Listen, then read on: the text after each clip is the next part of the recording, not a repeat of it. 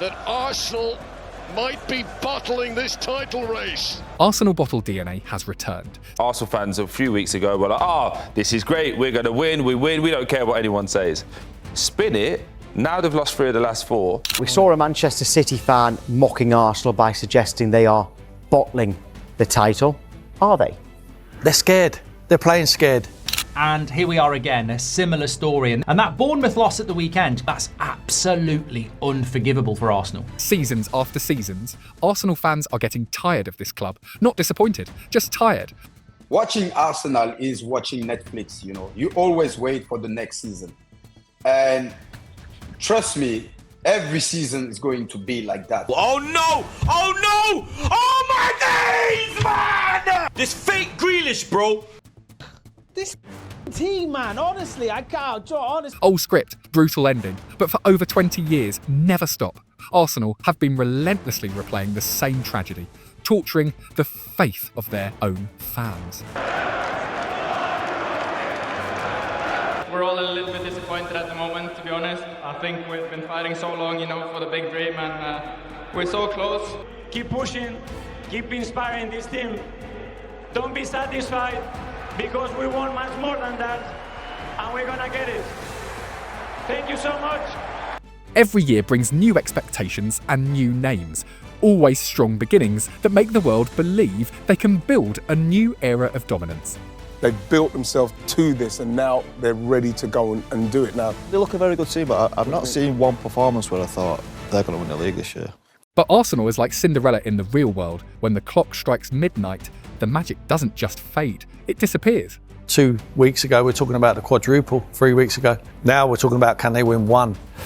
No, and I don't think anybody should be worried. Why would you be worried for? Talking about a double anymore, because after the City game, I thought to myself, there's no way these lot win the Champions League now. No, 0%. There's no way they beat a PSG, Bayern Munich. Who else is left in there? Arsenal don't collapse instantly. They slowly turn back into who they've always been.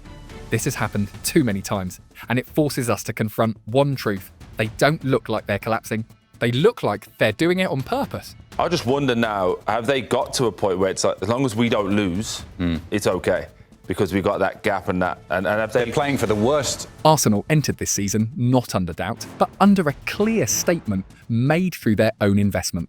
Over £250 million was spent across every area of the squad, bringing in headline names such as Victor Gyökeres, Noni Madueke, Martin Zubimendi, Eberechi Eze, Piero Hincapié, and many more. All of them arrived with a single purpose: to transform Arsenal from contenders into genuine champions. I believe that Arsenal are more stronger than they were last year. Because when you're looking at the team and you're looking at the quality of the players to go until the end and to win the title. Could this be the year? The players they have, they've got goals in the wide areas. They've signed a striker who should be able to help them score goals. So all around the pitch now, there's really no excuses. Arsenal, in a long stretch of this new season, didn't just meet expectations, they became reality. They consistently defeated top opposition, climbing to the top of the table. They reached around 70 points after more than 30 matches, with a plus 38 goal difference and the best defensive record in the league, conceding only about 0.7 goals per game. At times, they were even 9 points clear of Manchester City, a margin that clearly reflected not just winning, but total control of the Premier League title race. So that's it. A point apiece at the London Stadium. 17th for West Ham. City stay second, but they're 9 behind the Gunners. And there's a massive boost for, say, Arsenal's title credentials. 8 games left for them to win a league title, but now it's very much back in Arsenal's hands. Arsenal have it in their hands. They can afford to play against City. They could lose by 20 goals to City potentially. Those last 4 games for Arsenal, the games where you'd really fancy them to be able to do enough to win that, to sort of see things through. At that moment, the narrative around Arsenal was no longer debatable. This is Arsenal's year. No longer a chasing team, no longer a short-term phenomenon, but a side shaped to decide who would become champions. A couple of months ago, in the beginning of the season, I was watching Arsenal, and from the first game of the season, I said Arsenal will win the title because of the way that they were playing. If you ask Arteta and the players, this is exactly what they wanted to be at the start of the season. If you said to them in March, this is where you would be at, who you will be playing and when, and that's exactly what they would have signed for and taken. Under Mikel Arteta, they operated like an almost perfect system, a 3-2 build-up structure to break the press. Midfield control through tight positional organisation and high pressing that suffocated every passing outlet, forcing opponents into their rhythm from the very first minutes. Arsenal didn't just win matches, they dictated how the game was played. And defensively, they are just so strong. We're tracking Arsenal this season against some of the best numbers that we've ever seen defensively in the Premier League. And this is not a slight on Arsenal, is it, or Mikel Arteta? This is a serious superpower. They're unbelievable at pressing high. The two centre-backs and the goalkeeper are unbelievable at keeping clean sheets. They're unbelievable at defending set pieces, unbelievable at attacking set pieces. If you go there and you try and play them, they can play you off the park. Pep has dominated football with tactical intelligence and playing fantastic stuff. But this Arsenal team can do everything. The gap over their Premier League rivals was enormous. They were unbeaten in the Champions League and drawn into a completely favourable path. In the Carabao Cup, they faced a Manchester City side missing key players and struggling to rediscover its identity. In the FA Cup, they were up against an opponent not even considered elite, Southampton. The entire football world was made to fear Arsenal. Everything came together to form a vision that could not have been more perfect for the fans. A dream of a quadruple. Just in terms of still being in 4 competitions, have you ever thought about that, sort of winning more than one? Yeah, of course, because every competition we play, we know that we can win it. We always close in the Premier League. The last 3 seasons we were close. In Champions League we went in the semi-final last season, semi-final in Carabao Cup, so we know that we can win every competition. Trophies are Arsenal winning this season? 1, 2, 3. Oh, you can win a 4th! The quadruple! Premier League, Champions League, Carabao Cup, FA. Quadruple, bro. You want the quad? Yeah, quad, man. Quad. The quad. But it's like Thanos doesn't like Arsenal. He used his reality stone to bring Arsenal back, and everything suddenly collapses quickly. You should have gone for the head. And then, the moment that changed the course of the game arrived in the Carabao Cup final against Manchester City. Arsenal entered the match as the Premier League leaders, carrying the opportunity to finish off the season very early. But when the game opened up, its decisive moments, the score still stood at Arsenal 0-2 Manchester City. In it goes towards Shaqi. Shaqi driven in. Keeper's missed it. O'Reilly scores! First blood City! 7 or 8 minutes of complete domination. Audrey in the penalty area. On it goes to Nunes. Nunes, good position. Little clip ball in. And in by O'Reilly for number 2! Nico O'Reilly, born and bred. And the Blues are the Carabao Cup winners. A defeat not born from being completely outplayed, but from failing to capitalise on the key moments to decide the game. Can a team with the talent levels that Arsenal have play football for parking the bus? They barely get out their own half of their own penalty area. When those 2 City goals came in, they hadn't had a touch in the ball. They hadn't been in City's half. They had 11 men behind the ball. They were so negative.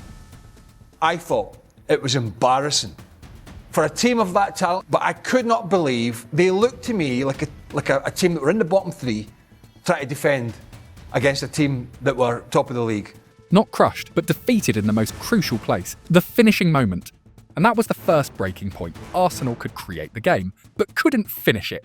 The FA Cup arrived, and Arsenal were eliminated after a 1-2 defeat in a match where they couldn't impose the tempo, couldn't generate a strong enough response, and couldn't maintain control when the game shifted into a tense state. A team leading the Premier League, yet exiting the competition in silence, not because they were destroyed, but because they weren't sharp enough to survive in a decisive match. We had a lot of moments, we have so much dominance, so much situations in and around the box.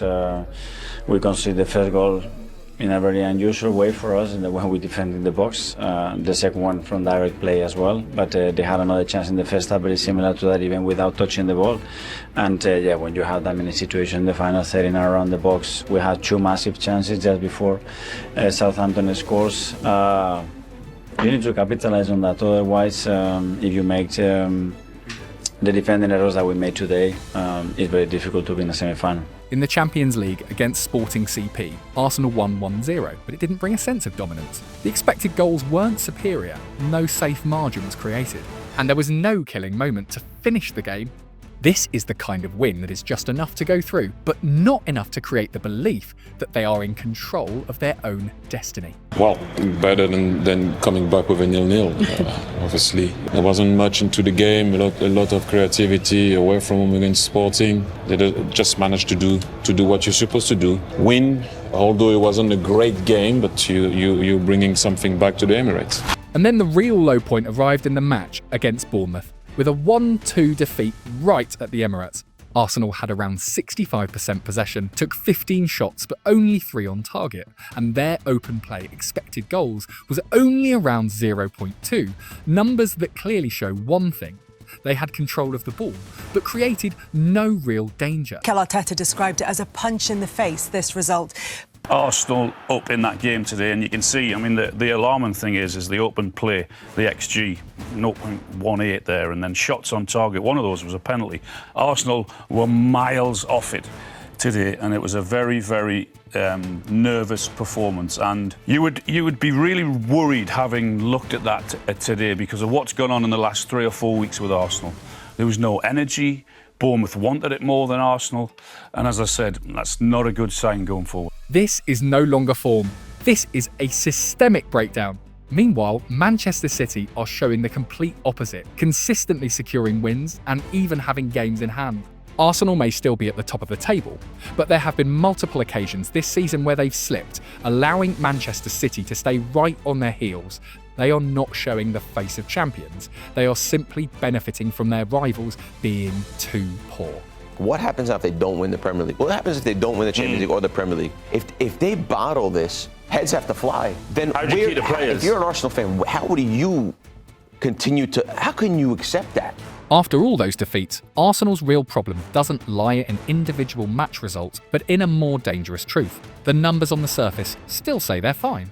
They still average around 1.9 goals per game, still rank among the teams with the highest expected goals in the Premier League, and still appear on paper as an efficient attacking machine. A team that, based purely on statistics, looks good enough to win the title.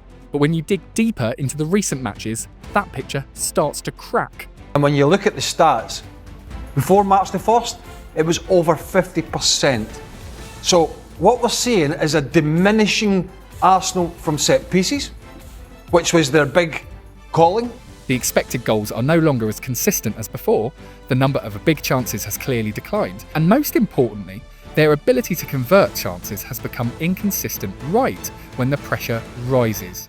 They still play with the same structure throughout the 90 minutes, still control, still circulate the ball, still maintain the tempo. But elite football is not defined by those 90 minutes. It is defined by the 10 decisive minutes when the game enters a do or die state. And that's where the truth is most clearly exposed. When the match reaches the stage where every mistake must be punished, Arsenal no longer have anyone capable of stepping up and changing the outcome. Saka injured, Timber injured, no Calafiori, no Hincapié, and then everything just goes out of the window. There is no pass that breaks the opponent's structure, no individual moment that turns the game into a goal, no moment that are stamped of the result. They lack exactly the kind of player who can do that in an instant, the very thing that championship teams always have. Compared to teams that are used to killing games off, the difference becomes clearer than ever. Kevin De Bruyne can unlock a match with a single pass. Lionel Messi can turn the smallest moment into a decisive goal, while Arsenal still need the entire system to function perfectly to create something that their opponents only need a second to break.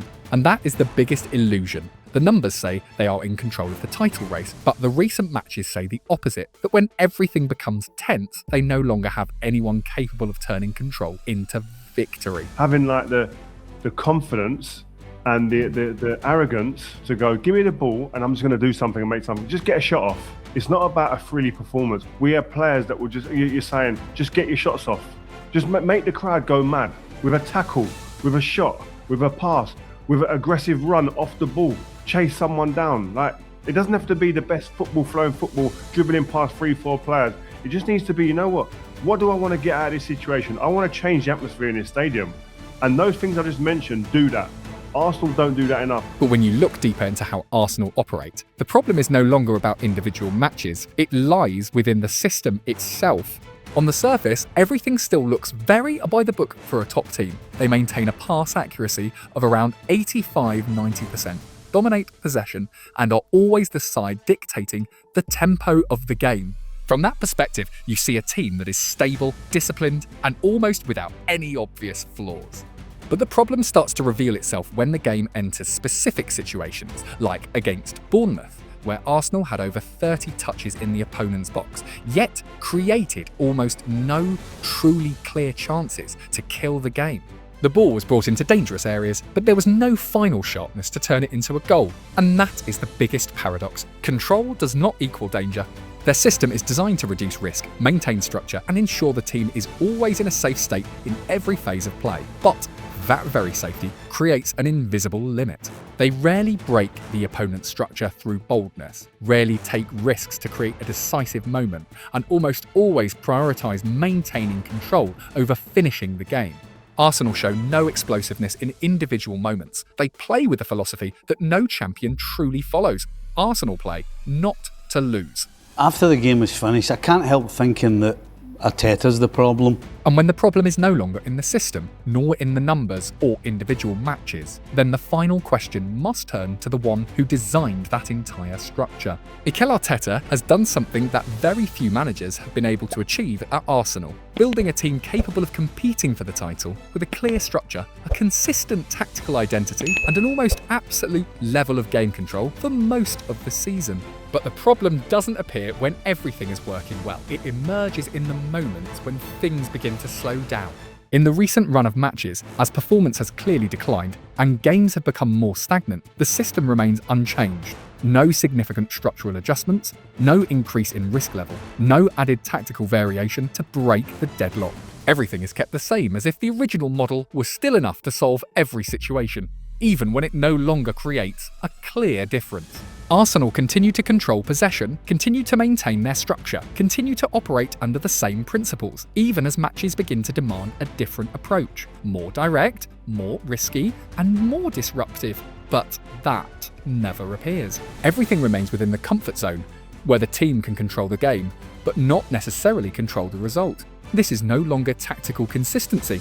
This is starting to become a rigidity in the mindset of winning. The problem with this club is psychological. The problem with the manager is also psychological because he's not gotten us over the line. And the intention of all these things he's trying is to improve the psychology of the players. But why is it not working?